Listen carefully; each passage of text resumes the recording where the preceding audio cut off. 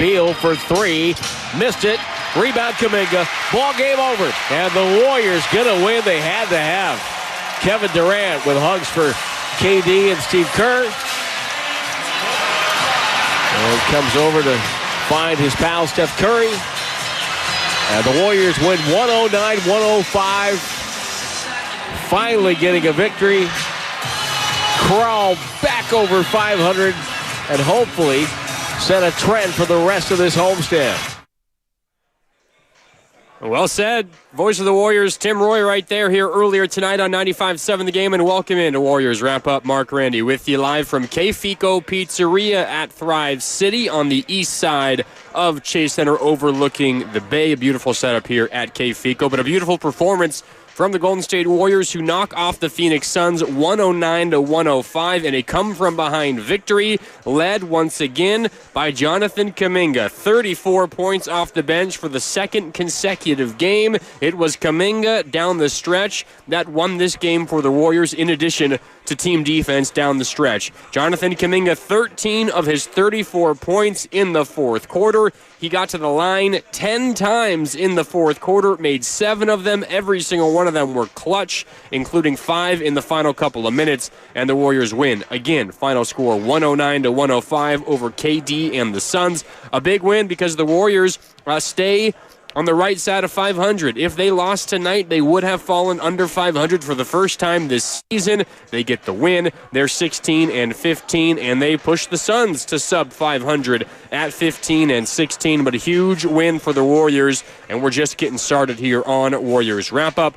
Welcome in. Mark Randy with me. You can shoot me a text, give me a call to join the conversation. 888-957-9570. Already seeing some comments flying in on the Comcast Business text line. Again, 888-957-9570. What's up to the 707 and the 415, the 408 as well. Appreciate all of the interaction on the Comcast Business text line. So Warriors over the Suns, 109-105. How about Jonathan Kaminga? And this has become the story of the Warriors season as they try to figure out what this season is going to look like going forward. A big part of it is, of course, Jonathan Kaminga. And last night was one thing, because what he did last night, 34 points, and he was amazing last night, but what he did, 34 points, 11 of 19 from the field, 11 of 14 from the free throw line, 10 rebounds, 5 assists.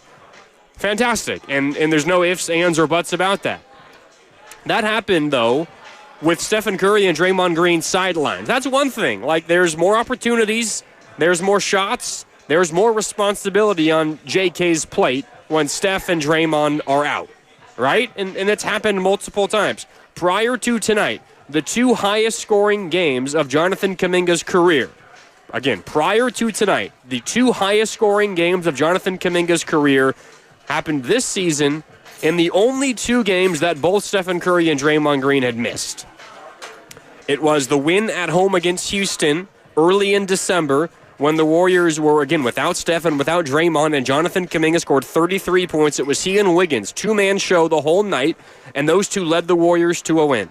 And then it was last night in L.A. against the Clippers, in a loss, but still a great performance by Kaminga. But it happened without Steph and without Draymond. Tonight, Steph and Draymond returned. They played their normal minutes. They were both impactful in this game, both Steph and Draymond. Draymond was awesome in this one, scoring 16 points. He made 3 threes in the second quarter that kind of kept the Warriors in it in the first half, because they were flirting with disaster in the second quarter with turnover after turnover after turnover. Draymond made 3 threes in the span of 2 minutes of game time. He had 16 points. He had 8 rebounds. He had 7 assists. Stephen Curry wasn't terribly efficient and missed a number of big shots down the stretch, but still 22 points, 6 rebounds, 6 assists, 9 of 22 from the field, 4 of 13 from downtown.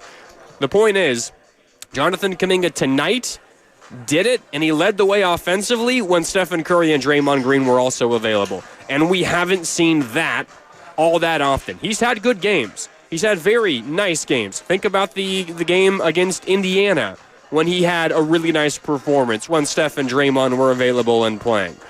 but a night where he's truly the number one option offensively and he wills a team to victory through his offensive skill set while both Steph and Draymond are on the floor, I'm not sure we've seen that yet. So tonight was a major accomplishment for Kaminga and the Warriors. Again, not because he scored 34 points and they got a win, but because it happened within the construct of a Warriors offense still mostly built around Stephen Curry and Draymond Green. That was my major concern after last night's performance. Again, it's not that Jonathan Kaminga is a bad basketball player or only gets buckets when the rest of the stars are out. It's that the Warriors generally have shown a relative stubbornness to adjust offensively away from what has worked over the last decade plus, what has won them 4 championships, what has made Stephen Curry into a top 10 player of all time,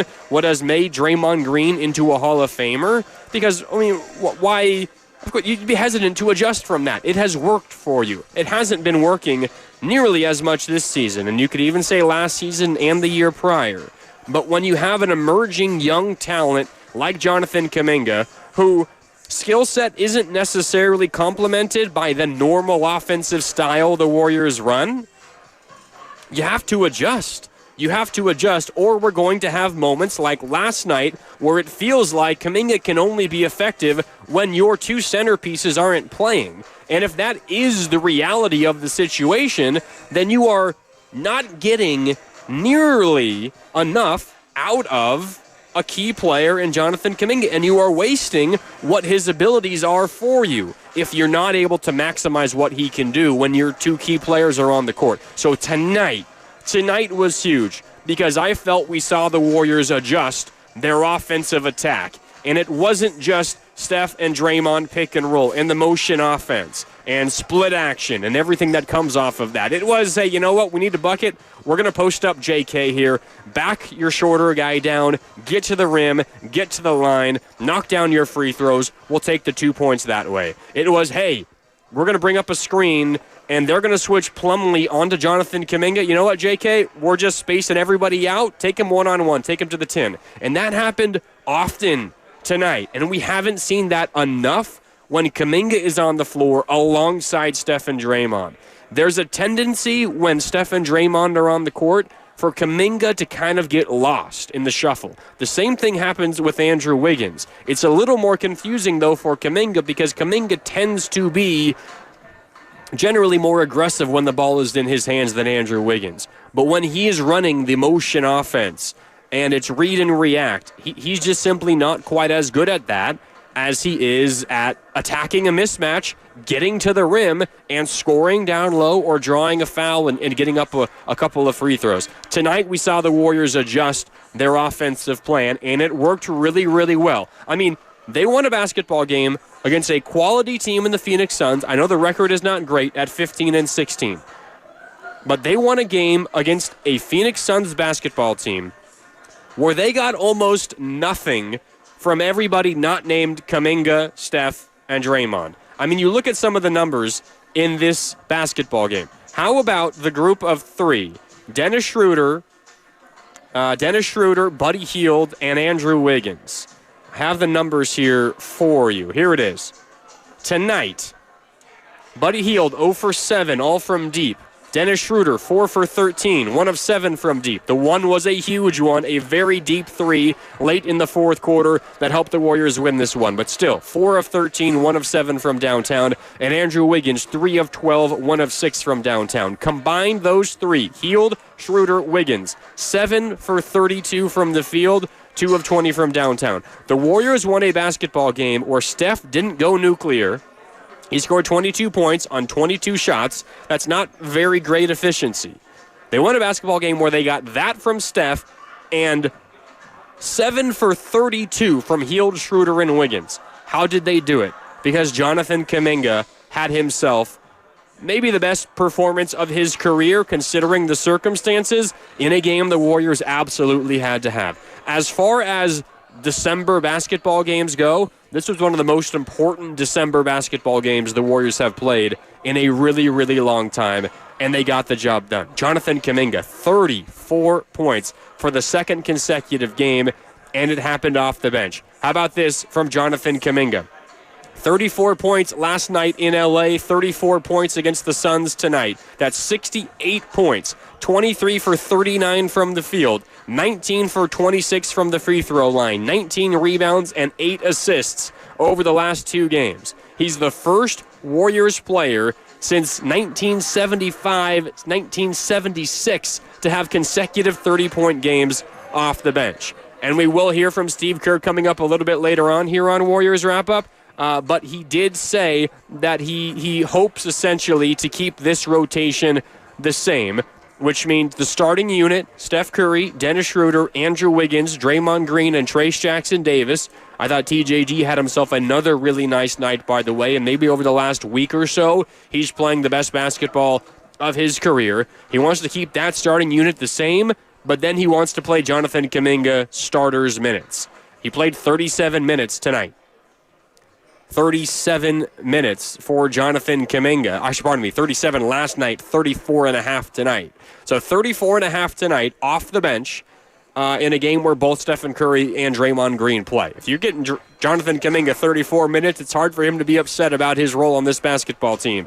And when you are willingly giving him the ball in situations that he can attack one-on-one, he's getting plenty of opportunities. Only Stephen Curry took more shots than Kaminga did tonight. Curry put up 22 attempts.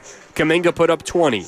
He had himself a really nice basketball game. There was one shot early in the third quarter where he had Plumlee on him in the corner, and he decided to settle for a 3, and it was a contested 3. There was still a lot of time on the shot clock. He could have tried to drive past Plumlee, as he did multiple times later on in the game, but he settled for a 3. That was maybe the only terrible decision that he made in this basketball game, and he didn't have a perfect game by any stretch, but he was very, very, very good. There's always moments where you say, I probably should have done something different there. I can only think of one, maybe two, for Jonathan Kaminga the whole night. There was a stretch where he tried to drive on consecutive plays and either got it stolen or it was blocked. There was one where he tried to split a double team and got the ball poked free, turned into a turnover. The next time he tried to drive baseline on Kevin Durant and he got blocked. And other than that, in that settling for a 3 in the corner when you got a big 7-footer on you, those are the only 3 moments that come to mind as mistakes by Kaminga tonight. And when you only can point to 3 mistakes in a game where you play 34 and a half minutes, you had yourself one hell of a basketball game. And Kaminga had himself a hell of a basketball game. But tonight, honestly, it's less about Kaminga for me.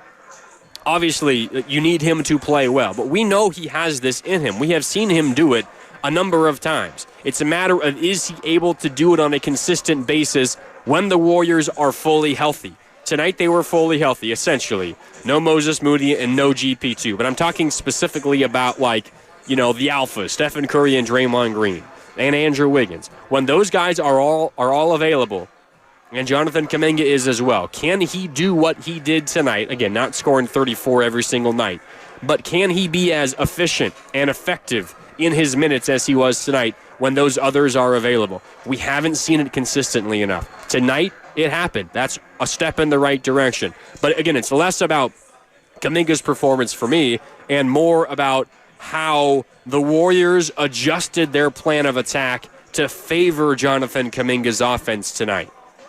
It's not asking Kaminga to do something that he isn't comfortable doing. It is realizing Kaminga has a skill set and offers this Warriors offense something that nobody else on the roster offers. And it is simply, tweaking the plan of attack. You see that you've got Tyus Jones switched onto Jonathan Kaminga on the block. To hell with the motion offense. To hell with running Steph through 3 screens as he runs from baseline to baseline. Just throw the ball into the post and let Kaminga back down Tyus Jones and get him an easy bucket. Or Tyus Jones will give up an easy foul. Free throws have been an issue. He's been really good the last 2 nights there. Do that more often. Oh, top of the key, Kaminga ball handler, bring Draymond up for a screen, switch Plumlee onto him, and JK go to work, drive past him and get to the rim. We haven't seen the Warriors be willing enough to make adjustments like that consistently enough when Stephen Curry and Draymond are on the court. Steve Kerr has said over and over and over again, when Steph and Draymond are on the court together, we're just spamming pick and roll with those two guys over and over and over because that's won them 4 championships. But it's not winning you championships anymore. So there has to be an adjustment. And tonight we saw an adjustment. I think they can even do it more, honestly. I mean, there wasn't that many times where the Warriors would run Draymond Green up to set a screen for Kaminga to bring Plumlee onto him. And there was one moment in the fourth quarter where the Warriors did it, and Plumlee gave up the switch so incredibly easy. And why don't the Warriors run that play every single trip down? It was a step in the right direction, though, and Kaminga answered the call, but the Warriors showed a willingness to adjust themselves as well. We can continue to get into that. We got also to get to Steve Kerr's postgame press conference. He said some interesting things. I'll also let you know what Draymond Green said about Jonathan Kaminga. That was interesting as well. We got a whole lot more to get into as Warriors wrap-up continues. Mark Randy with you on 95.7 The Game as the Dubs knock off the Suns 109-105. They stay above 500, or they move now one game above 500, 16-15. They avoid falling below 500 with a huge win at home tonight here over the Suns. Again, 109-105. We'll take a quick break. When we come back, more Warriors wrap up next here on 95.7 The Game. Pizza just goes better.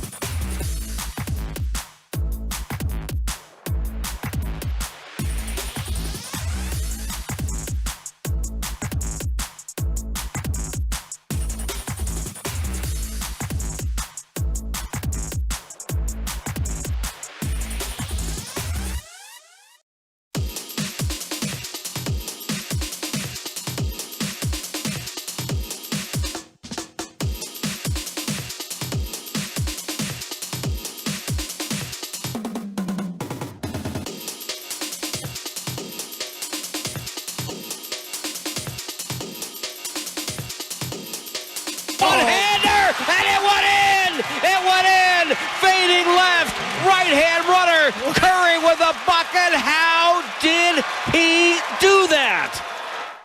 Now back to Warriors Wrap-Up on 95.7 The Game. Tim Roy is the best, isn't he? I mean, that Stephen Curry play was incredible. Maybe only matched by Tim Roy describing the action. To beat the halftime buzzer, Stephen Curry racing down the floor like 100 miles an hour, goes behind the back as he splits two defenders on the left wing, and then turns it into a fading little runner at the buzzer, and it goes in. Like that's only a shot that falls if your first name is Stephen or Wardell Stephen and your last name is Curry the second. Like, he lives a charmed life, doesn't he? That was incredible the way that he finished that. And it was a big momentum shifter in the game. The Warriors go into the second half with that bucket, and it didn't necessarily translate immediately to the second half. But they turned it around. They ultimately win this game down the stretch. And we spent so much time already talking about Jonathan Kaminga, and we're going to continue to do so. And I would love to hear from you. You can give me a call, shoot me a text here on Warriors Wrap-Up. It's Mark Randy with you on 95.7 The Game. The number to call and the number to text, the Comcast Business text line, is 888-957-9570. Kaminga is the story of the night. He's the story of the last two nights. 68 points in his last two games. 23 for 39 from the field in the last two. 19 for 26 from the free throw line. And he's not just scoring. Over the last two games, 19 rebounds, 8 assists. He's playing better defense. He's taking care of the ball better. And, of course, we know what he's doing, scoring the basketball, getting to the free throw line, making more free throws. By the way, he did admit tonight, post-game, that he did feel a little bit nervous when he went to the free throw line down the stretch. And he was good down the stretch at the line. He missed a couple in the fourth quarter. He missed both on a single trip in the fourth quarter. Then the rest of the way, 5 for 6 from the free throw line. If he made all 6, he would have set a new career high in points for the second consecutive night. The one that he missed at the very end was like with 4 seconds left. The Warriors were up by 3. All he had to do was make one to essentially win the basketball game. He missed the first, made the second. Bradley Beal then misses a deep shot from the right wing. Didn't matter if it went in. The game was over because Kaminga's one free throw made it a 4-point game. Long story short, Kaminga's a story, and we're going to keep talking about Jonathan Kaminga here on Warriors Wrap-Up. Again, it's Mark Randy with you on 95.7 The Game. You can give me a call, shoot me a text on the Comcast Business text line, 888-957-9570. But how about what the Warriors did down the stretch and who they turned to in this basketball game? They went to the lineup of Stephen Curry, Dennis Schroeder, Andrew Wiggins, Jonathan Kaminga, and Draymond Green. It's an interesting one because the Warriors, and specifically Steve Kerr, has said multiple times he wants to avoid playing Draymond Green too many minutes at the 5. And actually, Draymond Green has said that himself. He even admitted tonight, Draymond Green did, quote, here it is from Draymond Green. I'll be honest, I didn't want to play a ton of 5. It's hard. I don't love it for entire games at this point, but I love to win. And the way that the Warriors roster is built, it's pretty obvious the Warriors' best groups feature Draymond Green at the 5.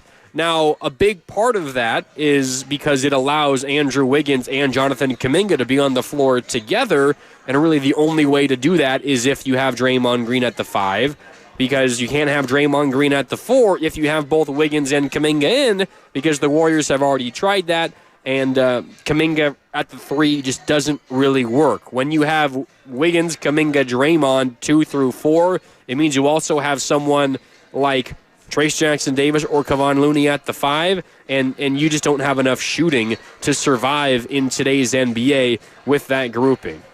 So kind of by process of elimination, if you assume that Wiggins and Kaminga are part of your best 5, Draymond clearly is also part of your best 5, but it has to come at the 5. So it's kind of the reality the Warriors are facing, and it's also partly why I think there's been so much talk surrounding Jonathan Kaminga and the trade deadline, because he is half of the reason why Draymond at the 5 might be the Warriors' best unit. But again, considering Draymond's age and how many minutes that he's compiled onto his body at this stage of his career, it's not something that the Warriors can play 30 minutes a game with, even though it is probably their best unit. And I said it when they first checked in the first half, when it was Curry, Schroeder, Wiggins, Kaminga, and Draymond. That's the team's best five. At least it should be on a relatively consistent basis.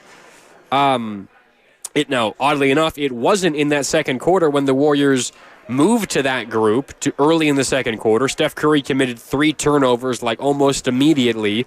The Warriors committed 12 turnovers in this basketball game. 7 of them came in the second quarter alone, and the majority of those 7 came when that group of Curry, Schroeder, Wiggins, Kaminga, and Draymond were on the court. But they were much better to close this basketball game. The Warriors were down by 5, 100-95, with 5 minutes and 22 seconds left, and then they turned to the unit of Curry, Schroeder, Wiggins, Kaminga, and Draymond. And that unit, over the final 5 minutes and 22 seconds, outscored the Suns 14-5 to win the game 109-105. What stands out about that 14-5 run over 5:22? It isn't necessarily the 14 points. That's kind of like an average number of points. And a lot of it was Jonathan Kaminga at the free throw line. What stands out is what that unit did defensively. 5 points for the Phoenix Suns over the final 5:22, and they all came from the free throw line. I think except for one at the very tail end of the basketball game when the Suns were down 3 and they went for the quick 2, although they might have missed that. Let me double check that for you. I'm not so sure they made a field goal over the final 5:22 of this basketball game. Let me confirm this for you, because if it was a single, if it was any field goals, it was only one, and that was it. 5:22, Stephen Curry checks in to give the Warriors the unit of Curry, Schroeder, Wiggins, Kaminga, and Draymond Green. The Suns had 100 points. The rest of the way, they made a free throw. They made 2 more free throws for 3 points. Durant made 2 more free throws for 5 points. They did not make a field goal over the final 5:22 with that group on the floor. And this is a group for Phoenix that features the best bucket getter the NBA has ever seen in Kevin Durant.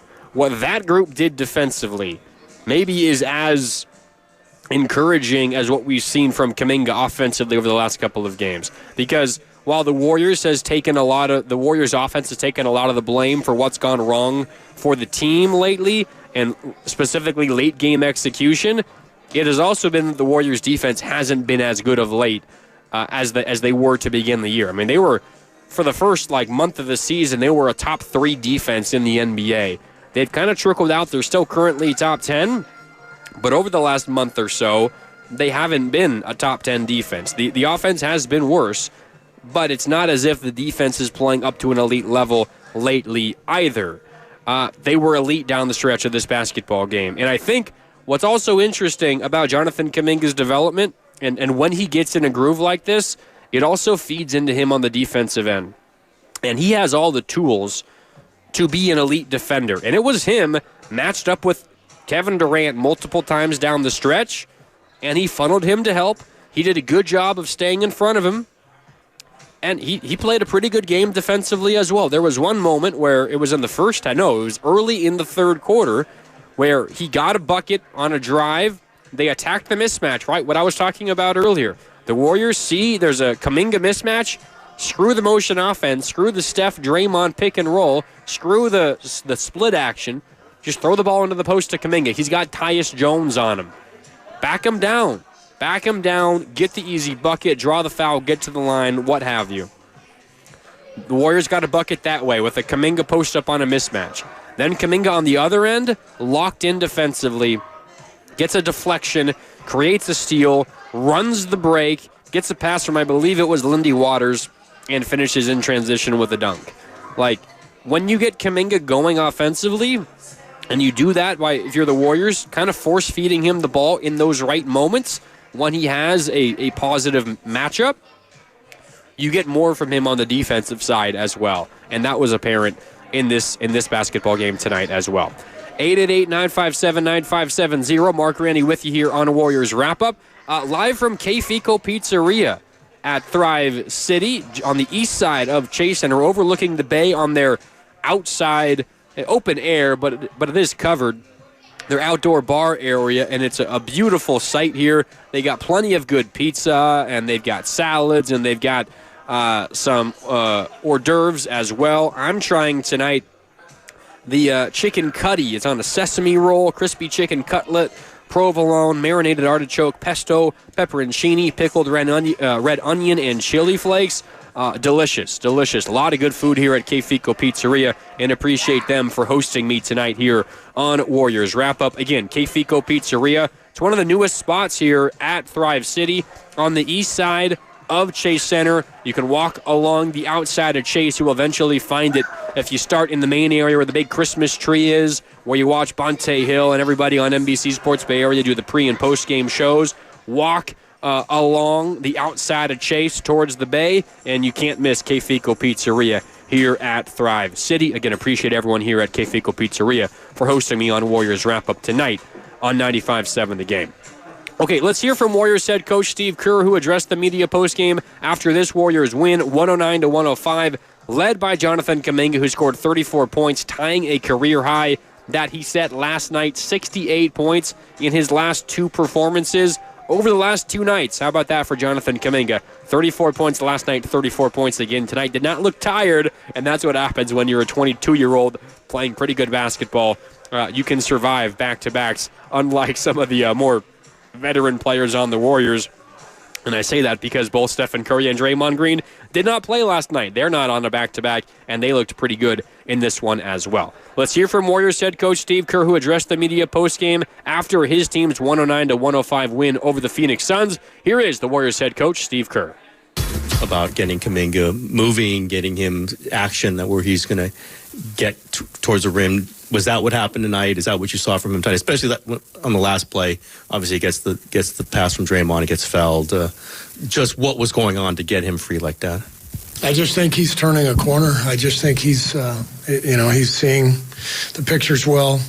He made a play late in the game where he swung the ball to Draymond, immediately pinned in for Steph, and Steph got a three. He didn't make it, but that's the play where you have to recognize Steph's your teammate. You see he's cutting through the lane, swing the ball, and go set a screen for him. And those are the type of plays that if he makes, and he's doing what he's doing, getting downhill, getting fouled, getting to the rim.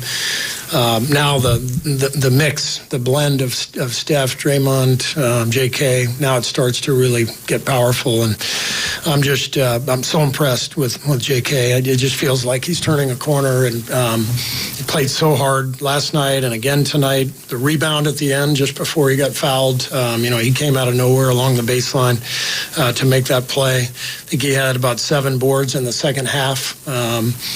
It was fantastic, man. This is exactly what we're looking for, and it's fun to see him, deliver. And how huge were those free throws that he made? I mean, were you thinking about how big they were for him? Of course. I mean, down one, and the stretch we're in, like we needed this game badly, and obviously he's struggled from the line this year, so I thought it showed a lot of guts for him to step up and knock them both down. Feels like you've gotten him on, facing centers and kind of space the last two nights, Zubac and even Plumlee tonight. I mean, how much do you want to try to get him into those actions where he's going at bigs in space? For sure, yeah, we're trying to do that. I think what I like is that he's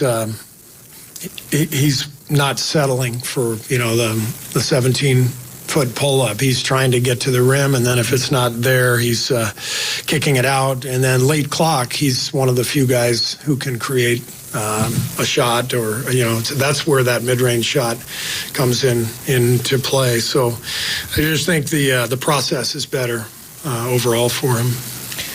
I do feel like there's been several points that, through his 4 years that it has felt like maybe he is turning a corner. Yeah. Waxes and wanes. I mean, but you do sound maybe a little bit more confident this time. Feels different to me. It really does. There's just a different force to his game.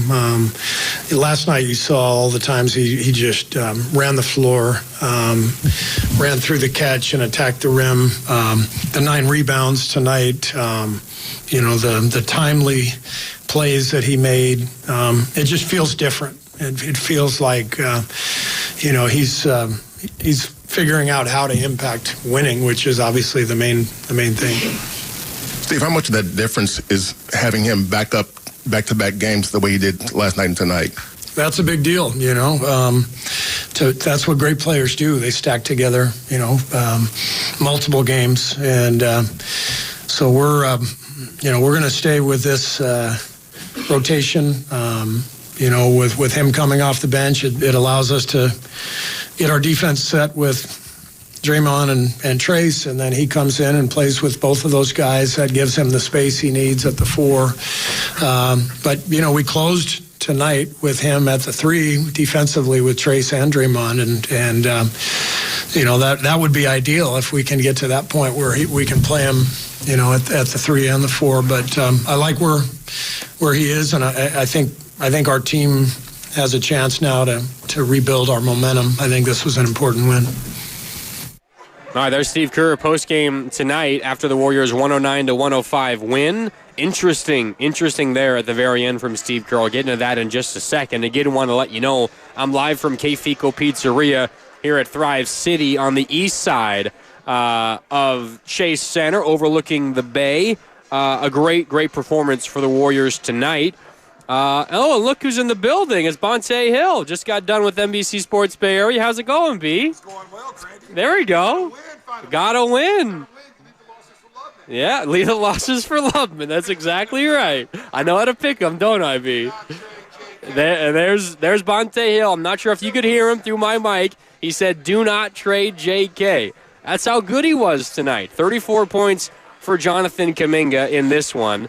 And 34 points last night as well. But what Steve Kerr said at the end there was we closed with a group where Jonathan Kaminga was playing the 3 defensively. They brought in Trace Jackson-Davis for Stephen Curry, offense, defense down the stretch. The group that closed generally was Steph Curry, Dennis Schroeder, Andrew Wiggins, Jonathan Kaminga, and then Draymond Green. But then they would sub, usually it was Stephen Curry out, and they'd bring in Trace Jackson-Davis for defense.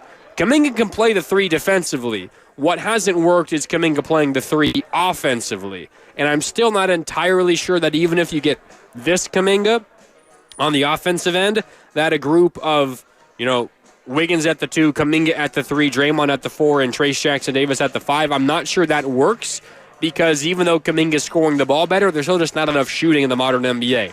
Now, if you were to get a stretch 5, say someone like Nikola Vucevic, that might be something that would allow the Warriors to venture out and play other groups down the stretch of basketball games. You could play Kaminga at the 3, and it's much easier to see that working offensively if you have a floor spacer at the 5. Because if you're trotting out Kaminga at the 3, Draymond at the 4, and Trace Jackson-Davis or Looney at the 5, those are essentially 3 non-spacers. Kaminga's hitting the 3 at a better rate, but he's being a little more perceptive and a little more picky on which 3s he takes. He's taking the open corner 3, right? He's taking the in-rhythm left wing or right wing 3. He's not necessarily a guy that's going to open up lanes for others to drive in with his three-point shooting. But if you got a big that could shoot, that would keep Draymond at the 4 and could help you defensively, protecting the rim and grabbing rebounds, that changes the whole geometry of the court for the Warriors offensively. But he said he would love to get to a point where the Warriors can play Kaminga at the 3.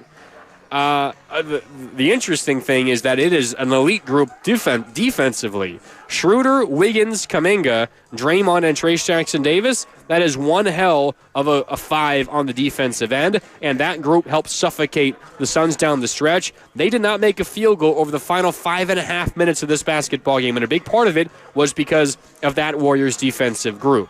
Let's get more on the Warriors defense because Eric in Millbrae is standing by, and I know he wants to talk about this Warriors defense. Eric, what's up? You're on Warriors Wrap-Up. Mark Randy with you here live from K-Fico Pizzeria at Thrive City. Eric, how you doing? What's up, man? Yeah, that was really impressive. As good of a defensive stretch as all season against, as you say, we know how special KD is, and he's one of the great all-time scorers and bucket getters. And to hold that team to basically scoreless down the last stretch of the game there, to really put it away was really good, because it felt like every other Warrior loss where they were trying to control the game and they would hand it the game at the end there.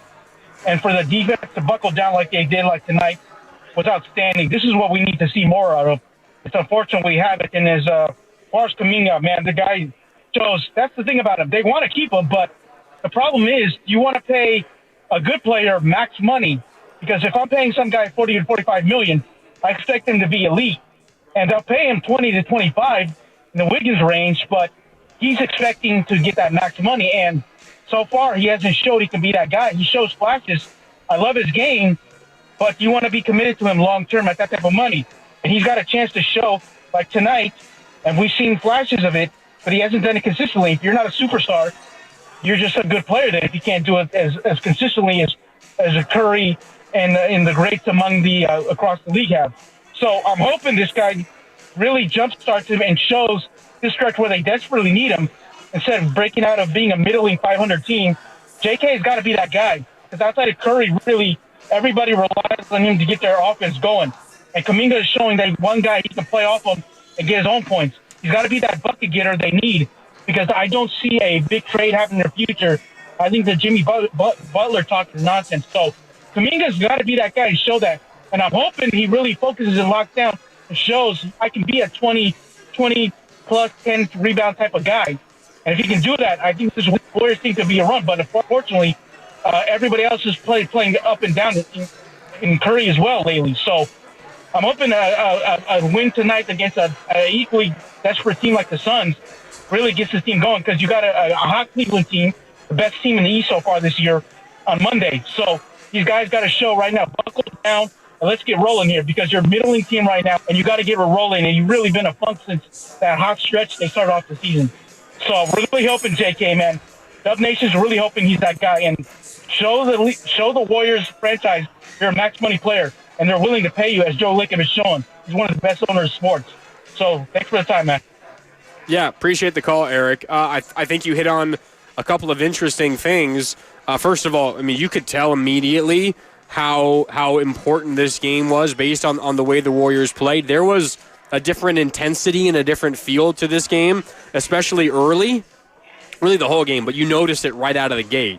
And there was a number of moments where Stephen Curry, either after a mistake, after a turnover, and you could kind of see his frustration, and he wasn't trying to hide it. There was a moment where there was, I think it was Buddy Hield. I mean, he was 0 for 7, all from deep in this game, and there was a moment where Draymond Green was caught, and I'm going to find the exact quote here for you. Here it is. Draymond Green was asked about this postgame. Microphones caught Draymond Green lighting into Buddy Hield tonight. The quote was, "Wake the bleep up or go sit the bleep down." Draymond Green to Buddy Hield. And he talked about his leadership and what that moment meant. He said, "Mike's catch everything today. I don't care. I'll sing it right into the mic." The point is not to highlight Draymond Green calling out a teammate. That's not what this is. That's Draymond's leadership, and he's done that to a number of different players. This game elicited that emotion and that response and that comment from Draymond Green. That's how much this game meant. There was a stretch in the second quarter when the Warriors turned to the unit that closed the game, the Curry, Schroeder, Wiggins, Kaminga, Draymond group. Their first stretch of minutes together tonight, it was a disaster. The Warriors committed 3 of their 12 turnovers. Might have been closer to 5 of their 12 turnovers in this game, over a 3-minute stretch while that group was on the floor. And it got so frustrating for Steve Kerr, he called a quick timeout, and during the entire commercial break, I swear to God, during the entire commercial break, he was on the sideline, surrounded by his assistant coaches, and was just screaming in frustration the entire time. Tonight's game elicited that kind of response from all of the Warriors players. There was a number of Stephen Curry moments where after a good play, after a big moment, after they made a 3, after Kaminga, a dunk, after a Trace Jackson Davis and one finish on a putback, where you could feel and hear and see his celebration. This game meant a lot. And as far as late December basketball games go, again, this was one of the most important ones the Warriors have had in a long time. And our caller, Eric in Millbrae, makes a very good point. You've got the best team in the NBA, the Cleveland Cavaliers, in town on Monday, December 30th. You had to have this game. 1, to avoid falling below 500. And 2, because you got some really, really tough games on the horizon. And Phoenix is a quality basketball team. Their record isn't great, 15-16, but they got a ton of talent. Even without Devin Booker tonight, you had to win this one. Absolutely, you had to win it because you've got Cleveland, then you've got Philadelphia. Philly's record is ugly. They are playing better basketball of late, and if they have Embiid available on that night, they'll be tough to beat. Memphis is having a severely underrated season. We got to start talking about the Grizzlies as a legitimate team in the Western Conference. They've been awesome. Then you get a couple of softer spots after that against Sacramento and Miami. And by the way, these are all at home. Like, this 6-game homestand might tell the story for the Warriors season. If you have a bad homestand, it might spell a little bit of disaster. If you have a good homestand, you go 4-2, we're singing a different tune. So tonight was huge to kick off this homestand in a good way, to give yourself a little bit of room to maybe trip up against one or either or both of the Cleveland and Memphis teams. Maybe you take care of business against everybody else and you're looking at a 4-2 homestand. I think most Warrior fans would take that. But you had to have this one tonight to get it done. This was a big basketball game. I think the other thing that Eric mentioned that is worth continuing to add on to is saying Kaminga, has shown flashes throughout his career. And while that's accurate, I would say the last 2 nights, it's more than flashes, and really 3 of his last 4 games. And you can go back to the Houston game where Steph and Draymond did not play, and Kaminga scored 33 and helped the Warriors win that basketball game against a good Houston team without Steph and without Draymond. We are getting a larger sample that shows that Jonathan Kaminga, when entrusted with the appropriate amount of responsibility, can come through for you. And I can imagine this from Kaminga's perspective. When you are trying to find your way in this league and you're in your 4th year, your last year of your rookie deal, and you just had an off season where you had a contract negotiation and it didn't go the way that you wanted, and you're now going into your final year of your rookie deal without a new deal in place, you want to get yours every single night. And when Steph and Draymond are in, you're asked to take a little bit of a back seat and maybe play a game that isn't quite your style, and then those two miss a game, and you're suddenly the number 1, and you dominate, and then the next game you come back out, and you're asked to only put up like 7 shot attempts on a night. Like, that's kind of been the story of Kaminga's career, but specifically his season this year. Tonight, though, it changed. So I think up to this point, we've seen flashes, but the last 2 games, we have seen consistency, and it is only a 2-game sample, so I get Eric's point.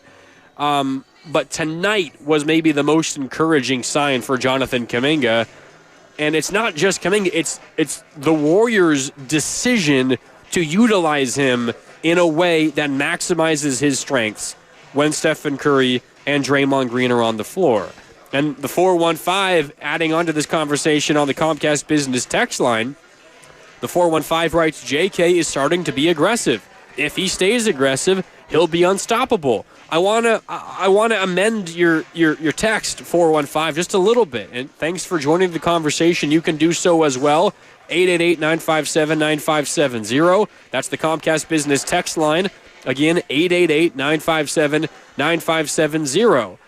I don't think it's necessarily about convincing Jonathan Kaminga to just endlessly be aggressive. It's a little more nuanced than that. It is being aggressive in the right way for the Warriors. It isn't just get the ball and ruthlessly go to the rim every time you touch the ball. It's making the right decisions. And it's, all right, I caught the ball on the left wing. The defense is a little scattered. I'm going to make the pass, skip past to the right wing for an open Buddy Hield for a 3. And I know Buddy Hield hasn't been making his threes lately. 0 for 7 from the field. All of them were from downtown tonight. That's not really the point. The question for JK isn't necessarily about aggressiveness.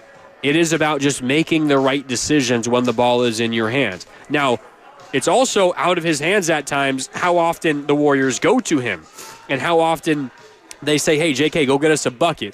But when he's in those moments where he has the ball in his hands and he has a decision to make, is he making the right decision? And at times, he hadn't been.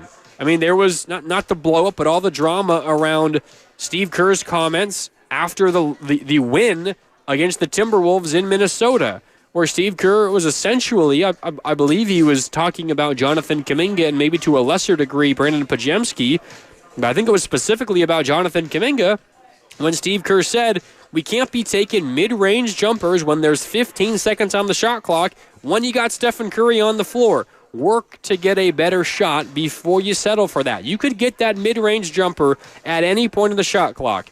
Try to work for a better shot for Stephen Curry. And he's eliminated that mid-range jumper from his arsenal the last 2 games specifically. Like, it's not necessarily about aggressiveness. It's about when the ball is in his hands, is he making the right decisions? Sometimes those decisions will be, I don't have a good matchup here, right? I've got an elite defender on me. This isn't my opportunity to try to break him down and get to the basket and score. Hey, guess what? We got a mismatch. Plumlee is on Steph. I'm going to find Steph. I'm gonna pass him the ball, and he's probably going to make something happen. But when you've got Plumlee on you, when you've got Tyus Jones on you, ask for the ball, demand the ball, and hopefully the Warriors are aware enough to call for it themselves and say, hey, run a play for JK or get him a switch.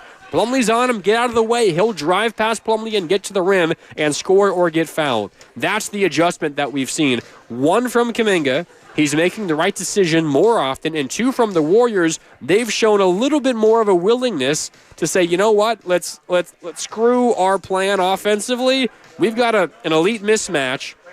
Throw him the ball, get out of the way, and let him go to work. And I think we've seen an adjustment and a change both from the Warriors schematically offensively and then also from Jonathan Kaminga himself. And that is really good news for the Warriors as they try to continue to navigate their way through this up and down season. 12-3 to begin the year, entering tonight 3-12 in their last 15. 500 at 15-15 entering tonight after starting 12-3. That is crazy. 12-3 through 15, and at game 30, they're 500 again. Now they're back above 500 at 16-15. And Jonathan Kaminga is a big reason for it. Even though they lost last night, he was awesome. He was the main reason why the Warriors nearly erased a 21-point deficit in the second half. Nearly came back and won that game, and he's reason number 1 why the Warriors won this basketball game tonight. He was awesome in this one. 13 points in the fourth quarter. And sometimes what I think gets lost in what Kaminga brings to the Warriors, part of it has been because of his struggles at the free throw line. What has hurt the Warriors in this season so often, it is losing clutch games. And they played another clutch game tonight. Let me bring up the numbers for you. I have them here in just a second. The Warriors have played the most clutch games in the NBA so far this year. Now 21 clutch games. With tonight's win, they're 9-12. But if you just turn a couple of those clutch game losses into clutch game wins, now you're looking at, say, an 18-13 record, a 19-12 record instead of 16-15. And what has hurt the Warriors down the stretch in those clutch games? It's been they just can't buy themselves a bucket.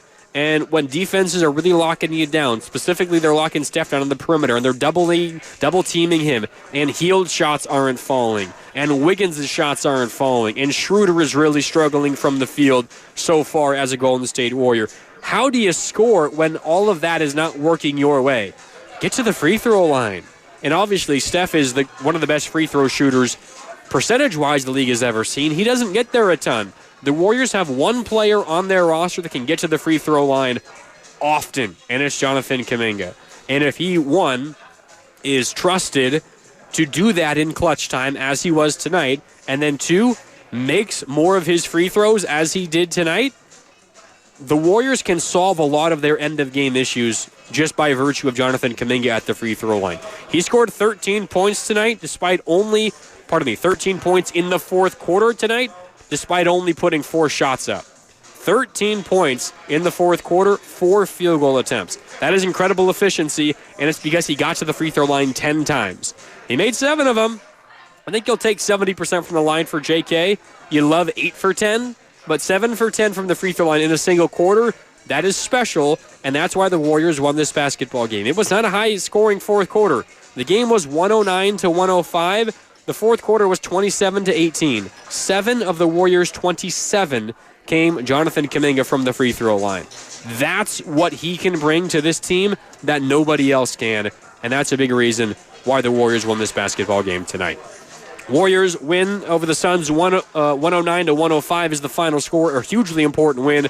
The Warriors now 16-15. The Suns fall to 15-16. How about this? This is the Warriors' first win in the division so far this year, and it's a big one because now they leapfrog the Suns in the Western Conference standings. It was a little bit ugly for the Warriors entering this game tonight. They were out of the postseason picture entirely, not just not a top 6 seed to be in a postseason series. They weren't even in the play-in tournament. They were the 11 seed in the Western Conference entering tonight. They got the win. They leapfrogged the Suns. They're now the 10 seed, and I know nobody here in Dub Nation is celebrating a 10 seed, but a big win because you leapfrog the Phoenix Suns. You get a win. You also even up the season series against them, 1-1. They beat you in Phoenix earlier this year, and you beat them here at Chase Center tonight. All right, final couple of moments here on Warriors Wrap-Up on 95.7 The Game. And again, a big thanks to K-Fico Pizzeria for hosting me. K-Fico Pizzeria and Thrive City here just outside of Chase Center on the east side of Thrive City overlooking the bay. It's a beautiful night here in late December and great bay views at K-Fico Pizzeria. Again, I tried the chicken cutty sandwich tonight. One of their sandwiches on the menu. They've also got pizza. They got plenty of hors d'oeuvres. They've got salads and plenty to drink as well here at K-Fico Pizzeria. So appreciate them for hosting me here on Warriors Wrap-Up. But let's get to crashing the boards as we always do on Warriors Wrap-Up. And crashing the boards is brought to you by Chilton Auto Body, the Bay Area leader in collision repair. Not a terrible rebounding day for the Warriors. We got to give this one, I want to give it to Kaminga. The show has been mostly about Kaminga. He had 9 boards tonight. But how about Trace Jackson-Davis, who grabbed one more board than Kaminga did and did it in 11 fewer minutes? Trace Jackson-Davis, 10 rebounds tonight to go with 16 points. I mean, he not very quiet. I haven't really mentioned it tonight because Kaminga has stolen the show. Trace Jackson-Davis, I think, is playing the best basketball of his career the last week plus. He has been really, really good of late, and that continued tonight. 16 points, 10 rebounds. He was 6 of 11 from the field. He was effective also 4 block shots, did not turn the ball over, had himself a steal as well. Better around the rim of late as well, but he gets 10 boards, a double-double. He gets our Crashing the Boards honor, which again is brought to you by Chilton Auto Body, the Bay Area leader in collision repair.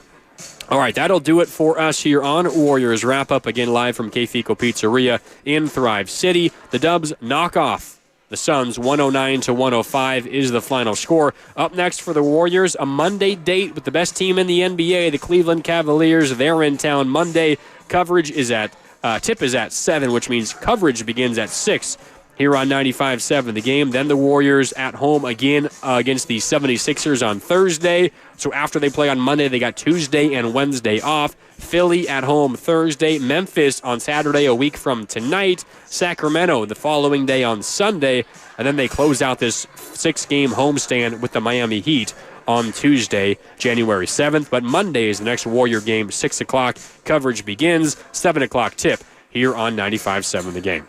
Okay, for my man Cam Williams back behind the glass, my name is Mark Randy signing off. Thanks so much for tuning in, and thanks as always to K-Fico Pizzeria for hosting me here on Warriors Wrap-Up this Saturday evening on 95.7 The Game. Thanks so much for tuning in. I'll talk to you next time. The Dubs win 109-105. This is Mark Randy signing off. Have a good night. We'll talk to you later. Want to play a game with me and Dad? Mommy's not feeling good. You need to vaporize that cold.